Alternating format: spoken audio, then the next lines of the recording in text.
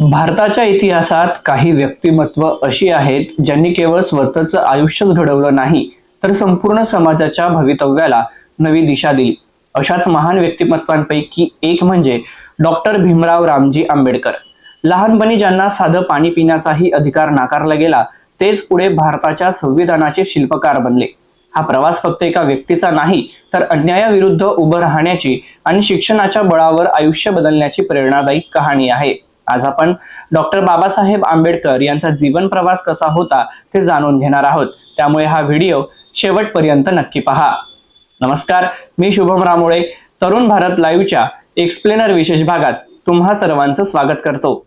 भारताच्या इतिहासात काही व्यक्तिमत्व अशी आहेत ज्यांनी केवळ स्वतःचं आयुष्यच घडवलं नाही, तर संपूर्ण देशाचं भविष्य बदलून टाकलं.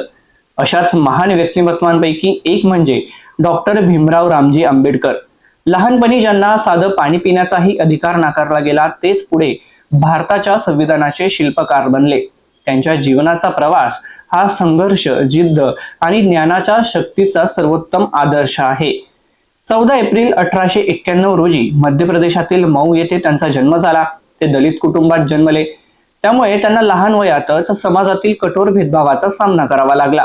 शाळेत त्यांना इतर मुलांपासून वेगळं बसवलं जायचं आणि पाणी प्यायचं असेल तर ते स्वतःहून देखील त्यांना घेता येत नव्हतं.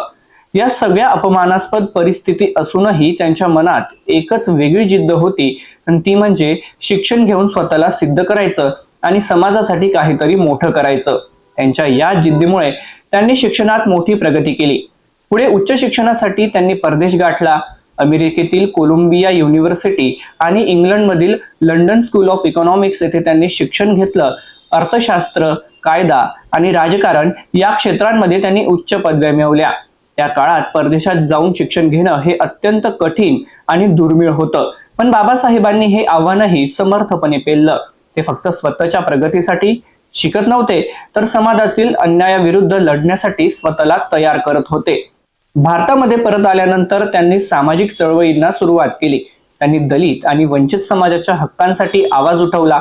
1927 मध्ये त्यांनी महाड सत्याग्रह केला, ज्यामध्ये पाण्यासारखा मूलभूत हक्कासाठी त्यांनी लढा दिला. त्यानंतर काळाराम मंदिर प्रवेश आंदोलन करून त्यांनी धार्मिक स्थळांमध्ये प्रवेशाचा अधिकार मिळवण्यासाठी संघर्ष केला.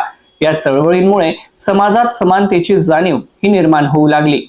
त्यानंतर 1932 मध्ये पुना करार झाला, जो भारतीय राजकारणातील एक महत्वाचा टप्पा ठरला. या करारामध्ये महात्मा गांधी आणि बाबासाहेब यांच्यात समझोता झाला. या करारामुळे दलित समाजाला राजकीय प्रतिनिधित्व मिळालं आणि त्यांच्या हक्कांना अधिक बळकटी मिळाली. डॉक्टर भीमराव रामजी आंबेडकर यांचं वैवाहिक जीवनही त्यांच्या संघर्षमय आणि समर्पित प्रवासा इतकंच महत्वाचं होतं. त्यांनी 1906 साली रमाबाई आंबेडकर यांच्याशी विवाह केला. अत्यंत प्रतिकूल परिस्थितीत रमाबाईंनी त्यांना साथ दिली.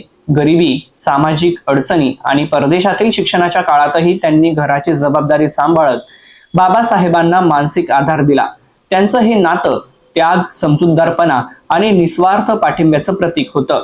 1935 साली रमाबाईंचं निधन झालं. त्यानंतर 1948 साली बाबासाहेबांनी सविता आंबेडकर यांच्याशी विवाह केला. सविताबाईंनी त्यांच्या आरोग्याची काळजी घेतली. त्यांच्या आयुष्याच्या शेवटच्या काळात त्यांना मोठा आधार दिला. डॉक्टर बाबासाहेब आंबेडकर यांच्या महाराष्ट्रातील विविध भागांमध्ये सामाजिक कार्यासाठी सतत दौरा सुरू असायचा. त्या अनुषंगाने त्यांनी 1930च्या दशकात भुसावळ येथे भेट दिली होती, असेही स्थानिक इतिहासात उल्लेख आढळतात. या भेटीदरम्यान त्यांनी समाजातील वंचित घटकांना शिक्षणाचं महत्त्व समजावून सांगितलं, तसंच संघटित होऊन आपल्या हक्कांसाठी लढण्याचा संदेश दिला. त्यांच्या प्रभावी भाषणामुळे तेथील लोकांमध्ये नवचैतन्य निर्माण झालं आणि सामाजिक जागृतीची चळवळ अधिक बळकट झाली. 1947 मध्ये भारत स्वातंत्र्य झाल्यानंतर बाबासाहेबांना देशाचं संविधान निर्मितीची जबाबदारी देण्यात आली. त्यांनी संविधान मसुदा समितीचे अध्यक्ष म्हणून काम करत भारताची भारतीय राज्यघटना तयार केली. 26 जानेवारी 1950 रोजी ही राज्यघटना लागू झाली. या संविधानामध्ये समानता, स्वातंत्र्य आणि न्याय या मूलभूत मूल्यांचा समावेश करण्यात आला आहे. आजही प्रत्येक भारतीय नागरिकांचे हक्क सुरक्षित ठेवण्यासाठी बाबासाहेबांचं हे महान कार्य आहे. आपल्या आयुष्याच्या शेवटच्या टप्प्यात त्यांनी एक मोठा आणि ऐतिहासिक निर्णय घेतला. 14 ऑक्टोबर 1956 रोजी त्यांनी नागपूर येथे बौद्ध धर्म स्वीकारला आणि लाखो अनुयायांना समानतेचा मार्ग दाखवला. हा निर्णय त्यांच्या आयुष्यभराच्या संघर्षाचा आणि विचारांचा परिणाम होता. 6 डिसेंबर 1956 रोजी डॉक्टर बाबासाहेब आंबेडकर यांचं निधन झालं, पण त्यांचे विचार आणि कार्य आजही जिवंत आहेत. 1990 मध्ये भारतरत्न हा देशाचा सर्वोच्च सन्मान बाबासाहेबांना देण्यात आला. हा सन्मान त्यांच्या देशासाठी आणि समाजासाठी केलेल्या अतुलनीय योगदानाची जाणीव करून देतो. डॉक्टर बाबासाहेब आंबेडकर यांनी दिलेला संदेश आजही तितकाच प्रभावी आणि प्रेरणादायी आहे. शिका, संघटित व्हा आणि संघर्ष करा. त्यांनी आयुष्यभर समानता, न्याय आणि मानवतेसाठी लढा दिला आणि प्रत्येक भारतीयाला सन्मानाने जगण्याचा अधिकार मिळवून दिला. त्यांचा जीवन प्रवास आपल्याला शिकवतो की अडचणी कितीही मोठ्या असल्या तरी जिद्द, मेहनत आणि शिक्षणाच्या जोरावर आपण कोणतेही शिखर गाठू शकतो. त्यामुळे केवळ हे एक महान नेता नसून एक विचार, एक प्रेरणा आणि एक मार्गदर्शक शक्ती म्हणून कायम स्मरणात राहतील.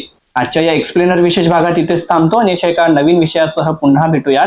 तोपर्यंत हा व्हिडिओ तुम्हाला आवडला असेल तर व्हिडिओला लाईक करा, शेअर करा आणि आमच्या तरुण भारत लाईव्हच्या YouTube चॅनलला सबस्क्राईब करायला विसरू नका. धन्यवाद.